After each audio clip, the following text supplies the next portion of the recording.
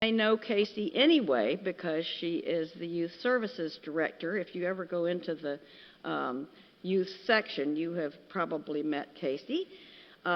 She grew up in Mobile, graduated from Baker High School, and then went off to the University of Louisiana at Lafayette, Louisiana, and got a Bachelor of Arts in English, but took a gap year in the middle of that to do the Disney College program and finished the first semester of that and then stayed on until the Ides of March when this was 2020. You can imagine what happened there. And so she went back to university to complete her BA. Then she got a Master of Library and Information Studies at the University of Alabama. She came to the Fairhope Library as a youth services technician.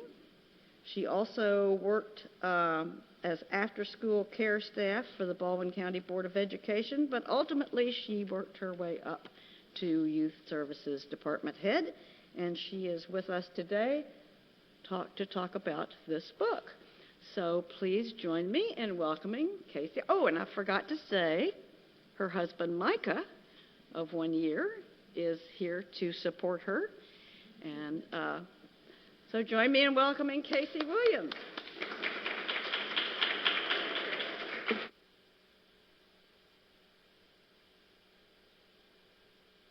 All right, can everyone hear me well before I start? Okay, good. I appreciate you putting my husband on the spot there, too. That helps make me feel a bit more confident. Hi, my name is Casey Williams. I am, as Suzanne said, the Youth Services Department Head here at the Fairhope Public Library. I've been here since February of 2023. I love what I do here, and I love that I get to help with programs like this. This is my first time doing an adult program, though, so I was really excited about that.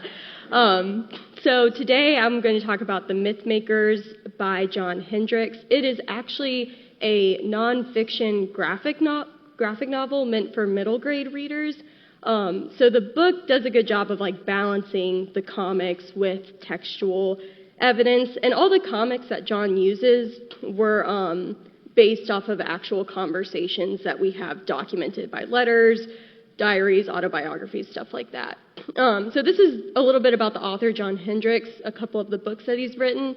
We have all of these in our collection. He's actually started out as an illustrator. That's what he studied. But this is one of the books that he did where he did the illustrations as well as the writing. And so a little bit about The Mythmakers. The format of it kind of bounces back and forth between Jack, who is the lion, and Ronald, who is the wizard. They're very much derived from Jack being C.S. Lewis, Ronald being Tolkien. And they kind of go through scenes and moments in Tolkien and C.S. Lewis's life, kind of giving little bits of information here about what's going on during those times, or maybe the thought process of what they might have felt was going on during those moments. And I've also put up here to show that top panel is a bit of more of a comic strip, and then the bottom is what it might look like when it's going into more detail about whatever they're talking about. So to get us started, we're going to be talking about Tolkien first. He was born in South Africa. His father worked there, and he lived there with his mom and his brother. Ironically, when he was starting to walk, he got bitten by a tarantula when they lived in South Africa.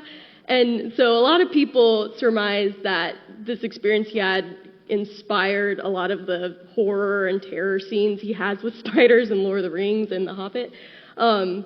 So because of his mother's concerns with his health in South Africa, they did decide to move to England. And unfortunately, not long after that, his father contracted rheumatic fever and passed away. Tolkien and his family were on the way to go back to see him before that happened when they got a letter that he had passed. And the tragedy didn't really stop there. His mother, Mabel, died of diabetes due to the lack of insulin at the time, and she passed away when he was about 9 years old. So he had a very tragic upbringing, but he was always very imaginative. He was obsessed with dragons in particular. And he was raised by Father Francis Morgan, who took him and his brother in after the passing of both his parents. He helped them, become studious, focus on their academics, and all of that led to Tolkien meeting Edith Bratt, who would later become his wife. Edith and Tolkien were inseparable. They met when he was 16 and she was 19. They would go to tea shops in Birmingham and on the balcony take sugar cubes and drop them in ladies' hats as they're walking by, and they'd move from each table and keep doing that. They created a whistle so they would know where each other was at. Just sweetest friendship and sweetest romance too. Unfortunately, Father Francis Morgan was not about that romance. He was very concerned about, and it's nothing he had against Edith or Tolkien. He wanted Tolkien to focus on his scholarship so that he could go study, and they couldn't really handle that financially. So he forbade Tolkien from seeing Edith Bratt until his 21st birthday. And Tolkien never forgot about her. He went to a play of Peter Pan, and on his notes when he watched it, he wrote that he wished E was there. So he never really forgot about her, and even after his 21st birthday, immediately wrote to her. She was actually engaged to another man and left that man to be with him. So they were really about each other. So they get married. Not 4 months into their marriage, Tolkien gets drafted for World War I. He was a signalman in the B Company of the Lancashire Fusiliers. He was in the trenches and contracted trench fever. He fought in the Battle of Somme, too, which about 20,000 men died from the first day, just really nasty bit of that war. He contracted trench fever, ended up getting dismissed from service because of how bad his body was handling that fever. And the whole time he was in the war, he did write to Edith.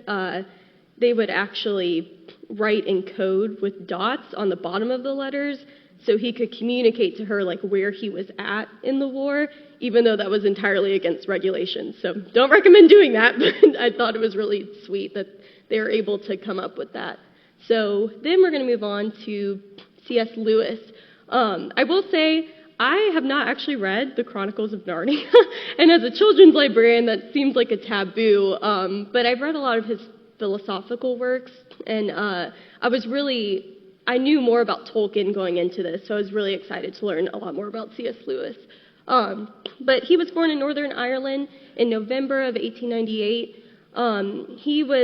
His family was raised Protestant, and because of how big Catholicism was in Ireland, there was a lot of political clashing with the locals there.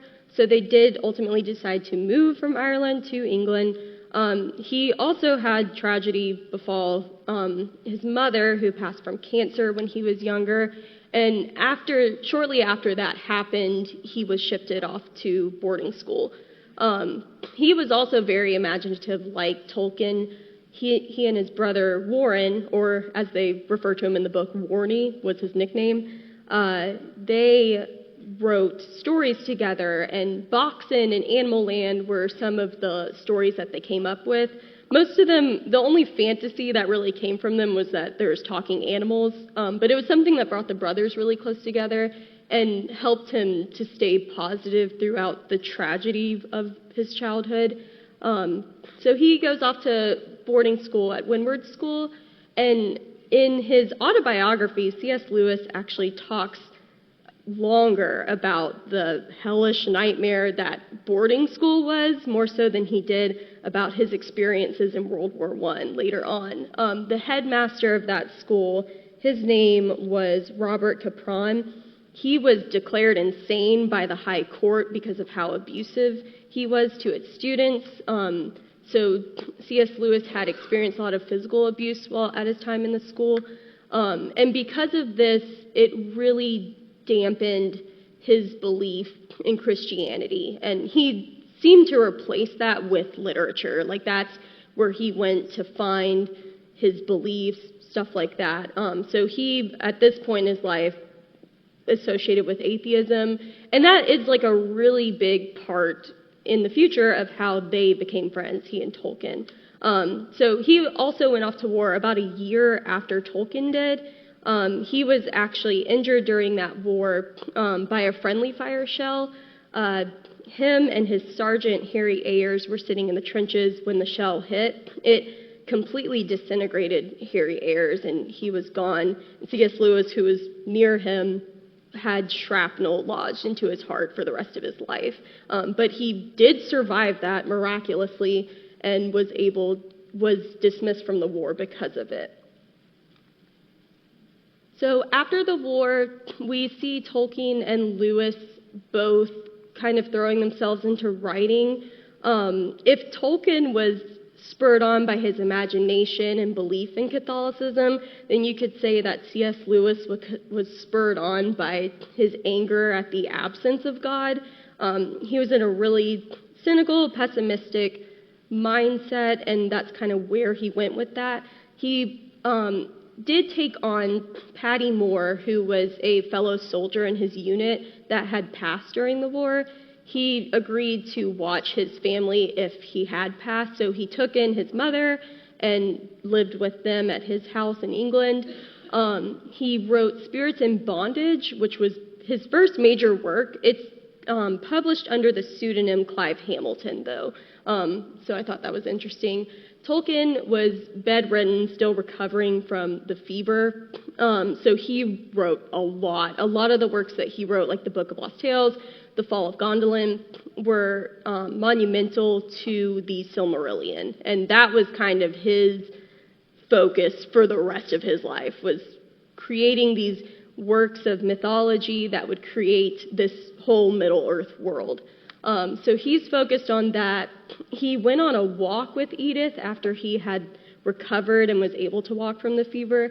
They go through like this woods, and Edith is like dancing and singing, and he is so inspired by that, he writes Beren and Luthien, which is a tale about this elf maiden who entrances this mortal man dancing through hemlock in the woods. And that is really important because that's one of the like heartbeats of the Silmarillion, like that mythological tale. So they focus on having children over the next 4 years. He then becomes chair at the Oxford University in the English department. He was in his early 30s when that happened, which is very impressive. And Lewis continued to complete his studies and was eventually appointed as a tutor at the Magdalen College. And so they are both becoming these like well-esteemed literary figures in their respective communities. Lewis was in particular very captivated by fairy tales, but he had this sort of,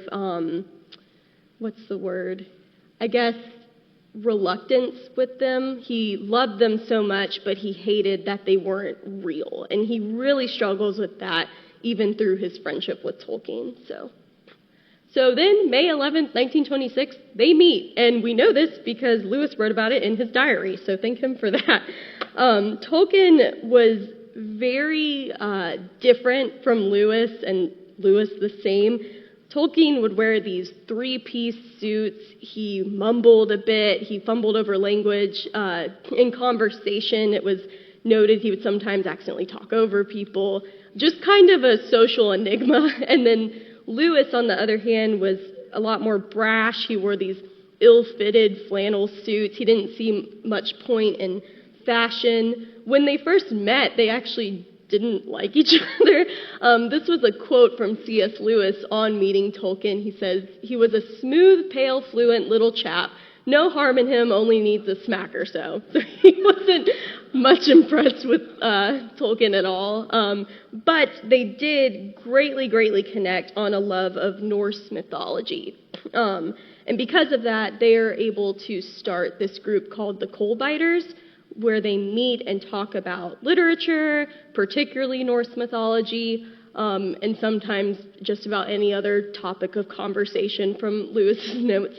But they're unified by that love. So much so that Tolkien even shares some of the myths he wrote inspired, like Beren and Luthien, the one inspired by Edith. He shares these things that are really vulnerable to him as a writer and as an individual. And that was just monumental because Tolkien was a recluse. He didn't tend to like share stuff like this. When he wrote, it was much so like for him to create his masterpiece of the Silmarillion. So he shares this with C.S. Lewis, and Lewis is just delighted. He wrote like a 14-page paper analysis of notes on everything. He was just so excited about him sharing this work with him, and he never let Tolkien's Catholicism deter him from how he viewed him as an individual or how he liked his work. In fact, it actually made him admire Tolkien more, even though he didn't believe in Christianity at all.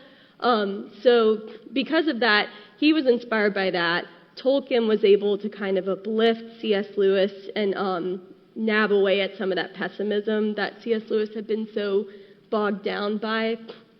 And then Neville Coghill, Hugo Dyson, and Owen Barfield, those were some of the key members in the Coal-Biters who come up later in one of their future meetings and of writers that they create. And so all of those individuals were believers as well. So C.S. Lewis is finding himself surrounded by all these Christian believers, even though he himself was like, I don't want anything to do with this. I've seen what the world is. It's this desolate place. So it's just fascinating to see how these people influenced him. And Tolkien and Lewis, this is a story I feel like a lot of people have heard before, but they also had like a prankster, joyful side to their friendship too. At a New Year's Eve party in the 1930s, they showed up dressed as polar bears in sheepskin rugs, and they had like white face paint on, and so they were a couple of ragtag pranksters as well, as much as they talked about mythology and heavy bits of literature. So this fellowship between them starts to grow and grow, and as it does, we start to see on Lewis's end, he is having doubts about his doubts with God. I think he refers to himself as the most unwilling convert in all of England at one point. But he had this turmoil about God's existence, and these people in his life are constantly talking about it and willing to argue with him on their beliefs and why.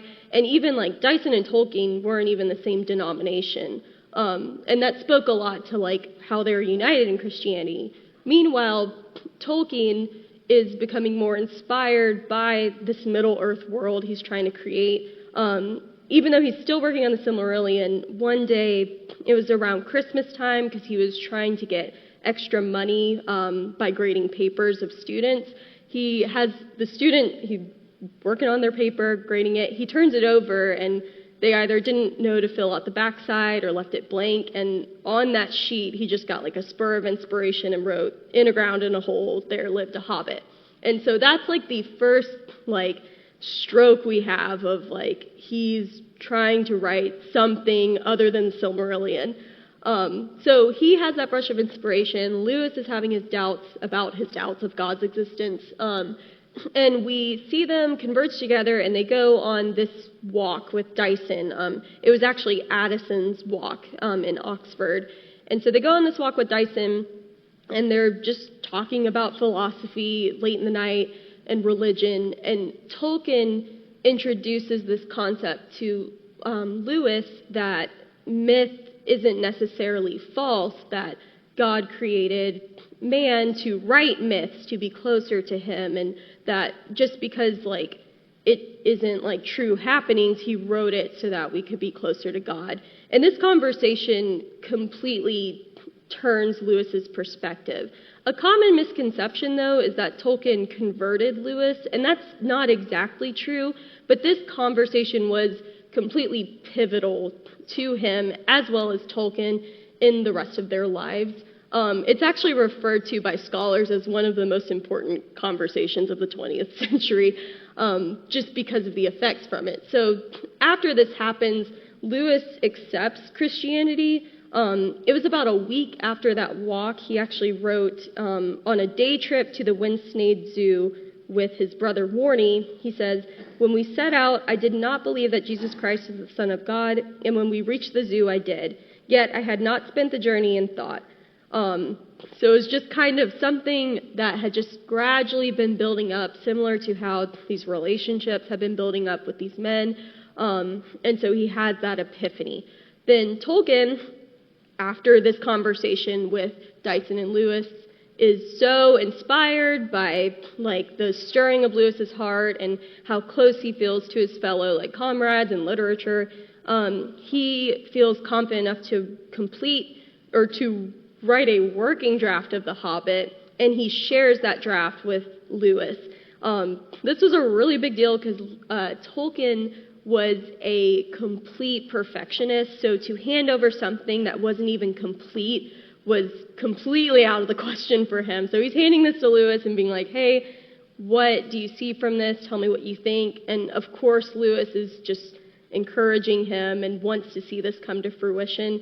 A really beautiful dynamic and friendship from that experience. So then we jump ahead to the Inklings. Basically, the coal-biters had dissipated just from meetings slowing down, and they create a new group called the Inklings. And there's a bunch of familiar faces in this group. Warnie, Lewis's brother, was a part of it. Christopher Tolkien eventually became a member of this, which we'll talk about later. And Hugo Dyson is also part of that group. But a lot of these members just were esteemed writers or professors at Oxford that they had come in.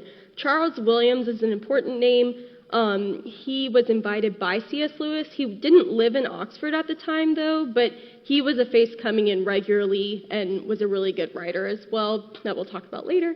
C.S. Lewis and Tolkien, however, they're meeting with the Inklings, they're talking, they're working on writings, and they decide to have a coin flip. And the coin flip is that they would have to write something the other one would really like or enjoy. And from this coin flip, we get C.S. Lewis publishing where is my notes?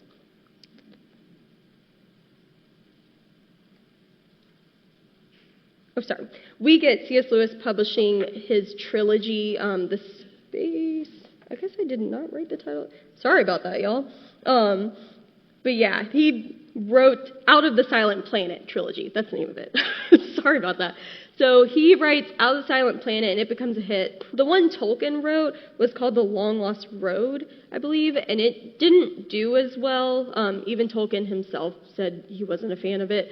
But Lewis wrote Out of the Silent Planet, and because of it, he was able to write a trilogy, and that kind of gets him going, writing more fictionalized items rather than philosophical, nonfiction, religious items as well. And during this time, Tolkien gets The Hobbit published by Stanley Unwin. The only reason that this happened is because Stanley Unwin was on the fence about publishing it. He didn't know how it would do, but his 10-year-old son was reading it with him, and he insisted that Tolkien needed to publish this book. So we only have it because of Stanley Unwin's 10-year-old son, so we can thank him for that. And it only got published 1,500 copies initially, which was a quite small amount, but it did become a hit, and more copies were published after it. So then, after he writes this book, he is consumed with people wanting the Hobbit sequel, and Tolkien, when he wrote, he would write in a way where he didn't know it was going to happen. So when he sat down to write Lord of the Rings, he writes about the hobbits and their village, and he has the ring wraiths show up, but he didn't even know they were ring wraiths. It's just these dark riders on horses. And so he writes all of this and doesn't know the ending. So he's kind of struggling with that, and Lewis is trying to help him through it, but on top of the plot, he's also struggling with the fact that would adults even be interested in a fairy tale, like fairy tales for adults?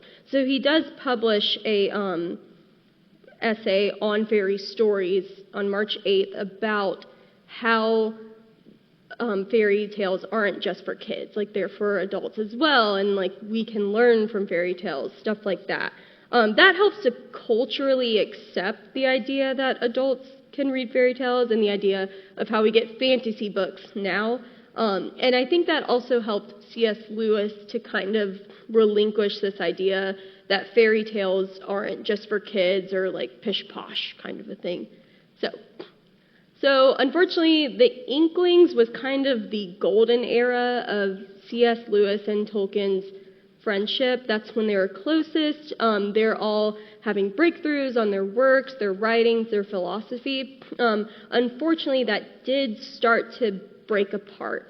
So World War II begins, and because of it, a lot of the children living in London were forced to go north to seek refuge just to keep them safe, and Oxford was one of the places that they were sent to. Because of that, Lewis welcomes in some children to his home to take care of them, since Patty Moore's mom had passed away at that point. So he welcomes them in and is taking care of them. Because of those children being there, they loved C.S. Lewis's property. He had like apple orchard trees. They were just enraptured by that, and he was inspired to begin the Chronicles of Narnia. And I say begin very, very generally. He just had this idea for a book about children going on an adventure in a fairy tale. And he starts that and kind of leaves it there, and we don't really see it for a while. But that was like the beginnings of that book.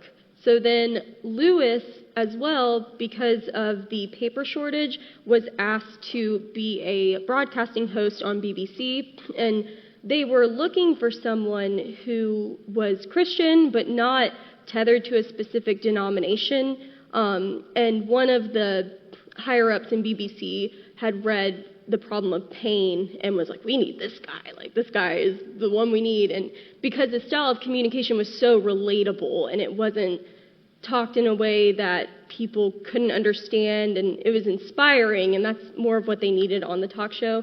So he had about 9 shows on there. This is important because Tolkien, who, coming from Catholicism, felt that this was very prideful to make yourself some sort of spokesperson for a faith where, you know, in Catholicism there's priests, there's higher-ups that do that part. So he felt it was very overly ambitious of Lewis to take on that role. It just didn't sit well with him. It didn't really cause a falling out. Tolkien and Lewis at this point had decided, like, hey, if we're going to be friends, there's just certain things we don't need to get into conversation about in terms of beliefs. But this was one of the things that just kind of rubbed Tolkien the wrong way. Another big thing was Charles Williams relocating to Oxford. So Charles Williams, he relocates to Oxford, so he's able to attend Inkling meetings every single week.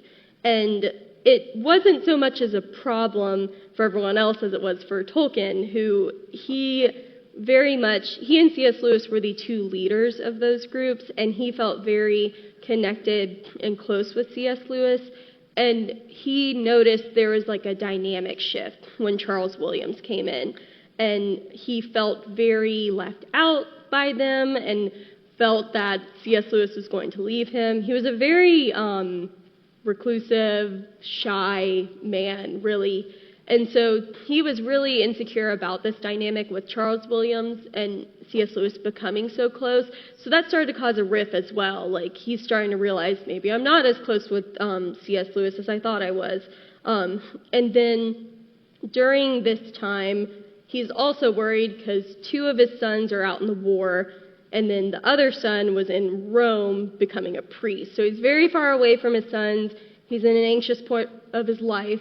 And then the other thing that was really causing a lot of this insecurity was that during the time of 1940 to 1947, C.S. Lewis had published 8 major works, and Tolkien had only published 1 called Leaf by Niggle, which honestly reflected a lot of the feelings Tolkien was feeling at the time about how he was never going to complete the Silmarillion. He felt like he could come up with, as he put it, leaves for a tree, but completing the whole tree as a whole felt insurmountable to him. So he is struggling with all these feelings, C.S. Lewis actually wasn't very aware of this. During this time, he published the Screwtape Letters, which was a book that Tolkien didn't particularly like. It's kind of this fictionalized allegory of a demon writing to another demon about how to get humans to sin.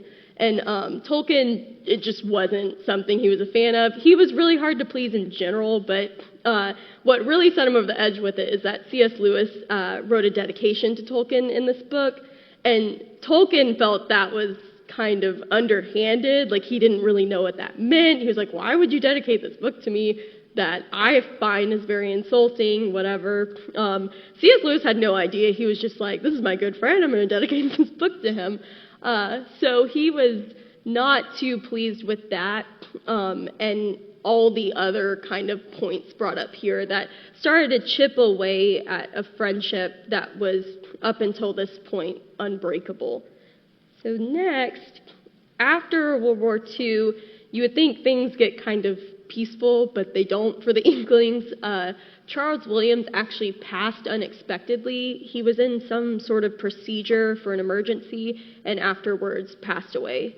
So when he passes, Christopher Tolkien had come back from the war, so they invited him into the Inklings, and he actually started reading some of his father's works at these meetings because, a quote from C.S. Lewis, everyone was tired of hearing Tolkien mumbling over his words when presenting some of his writing. So Tolkien steps in, which helps Tolkien to feel more at ease. He has his sons back. Unfortunately, Hugo Dyson, who we mentioned earlier, starts to voice his distaste with some of Tolkien's stories. Anytime Tolkien would come up to read a chapter from The Lord of the Rings at this time, Hugo would always say something along the lines of, "Oh God, no more elves, please." And Tolkien was, very sensitive to that, and he took a lot of offense to it, so much so that if ever he was at a meeting and Hugo Dyson showed up, he wouldn't read anything. So he starts to kind of shelter in on himself, hunkering down, not wanting to share anything, as opposed to how we would see him with C.S. Lewis sharing uncompleted works.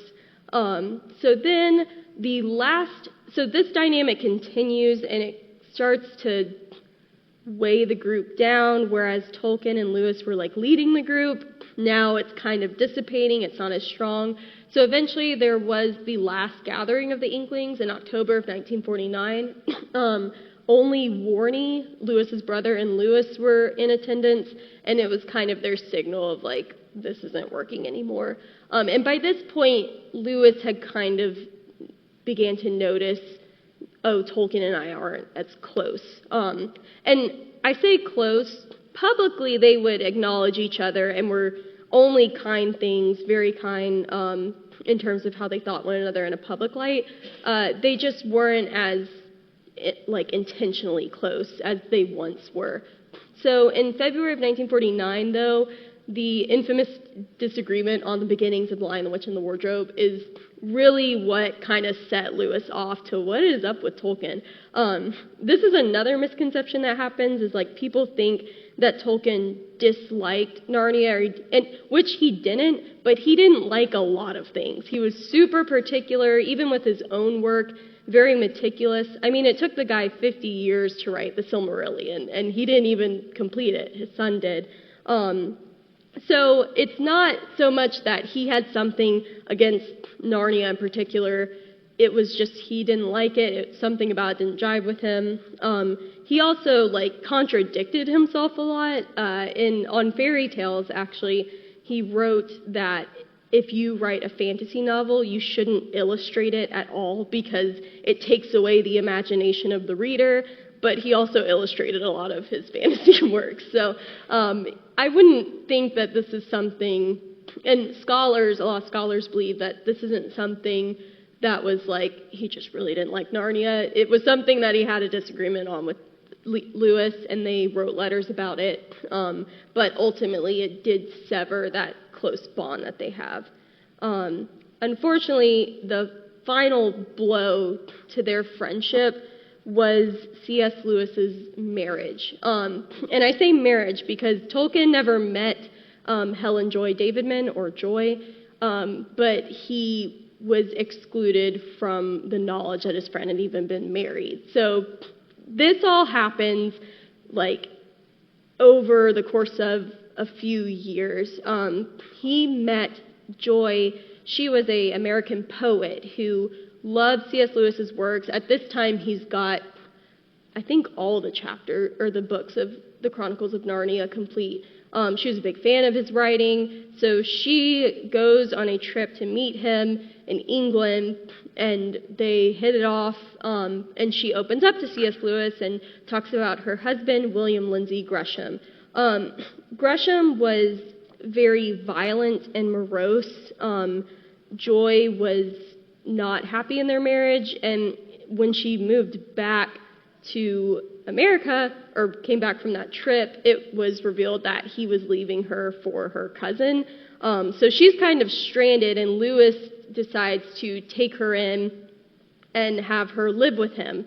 And so whenever she did meet him in person, she met his brother Warnie and a couple of his Oxford friends. She did not meet Tolkien, though. They actually never met from all the research I've done. And so all of his friends, they don't jive with her very well, mostly because she's, as they quote, very American. She's very loud, very brash, and they just weren't used to that.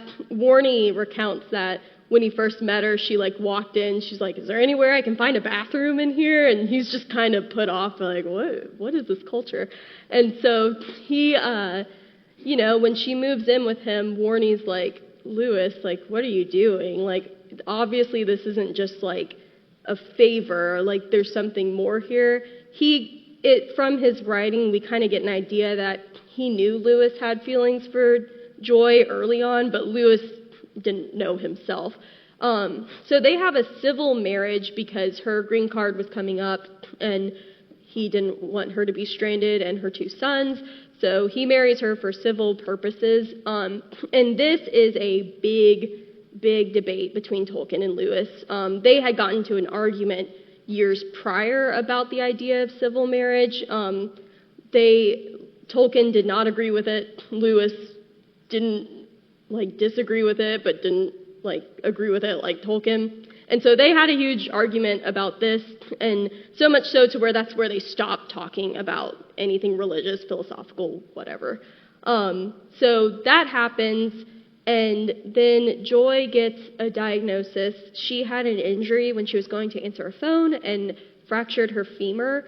When they went to do x-rays, they found that she had cancer in her body. So this is a wake-up call for Lewis. He finds out she does not have long to live at all because the cancer had spread so far, and he starts freaking out because he realizes he has feelings for this woman, and he just never knew it. And so he decides he wants to marry her in the eyes of God. Unfortunately, at the time, and even in some cases now, that was really looked down upon. It would have been, because she had been married before, the church wouldn't let her be married to him again. And so because of that, Lewis had to find a priest, Father Peter Bide, who was willing to marry them illegally. So on March 21st, 1957, he married them at her hospital bed. And so they were married. And fortunately, she actually recovered from this initial diagnosis, and they were able to have about a year or so of a brief honeymoon together and really explore more of their romantic feelings with one another, which I thought was really sweet. Unfortunately, that wasn't left long up to it as well. But Tolkien, and I wanted to put this quote here because there is a lot of debate on she broke up their friendship, and that's not the case. It was strictly the marriage. Tolkien says, "We were separated first by the sudden apparition of Charles Williams, and then by his marriage, of which he never even told me. I learned of it long after the event." So Lewis didn't tell any of his friends about this marriage. Most people found out from his autobiography, Surprised by Joy. And so it was a slap in the face to Tolkien, understandably so. And Lewis even writes that he wished he had shared this news earlier, but he was so fearful of what Tolkien might think because of how they've had arguments on civil marriage and such that he didn't want to tell him. And so Tolkien was very, very upset and hurt by this, as were a lot of his friends. So from there, though, unfortunately, Joyce has a remission in 1958 and dies in 1960. Lewis, describes this as a knife in the chest by God. He never really recovered from that, and shortly passed 3 years later. When he died, Tolkien was wrought with grief. He wrote a couple of works about his process through that, and I think it's some of the most true and helpful writings on grief. And so he writes about this and is so heartbroken and reveals we weren't as close, but this friendship, this fellowship has followed me through the rest of my life, kind of a thing. And it just goes to show, even though they had their disagreements and they had this brief moment of really close fellowship, even after when they had a falling out or things got distant, he always carried that with him. So Lewis dies. The Lord of the Rings at this point had been completed in its entirety, so it's kind of ironic that this 70-year-old professor starts this wave of fan culture across countries. People would wear Frodo Lives hats and Gandalf for President T-shirts. So it was funny to think of an older Tolkien as a professor and all this is going on, and he didn't seem to understand it all. Both he and Lewis, when they became authors, weren't seeking to become these well-known celebrity type of aficionados, but that just kind of came to be what it was, and I think a large part of it is because of how close they were.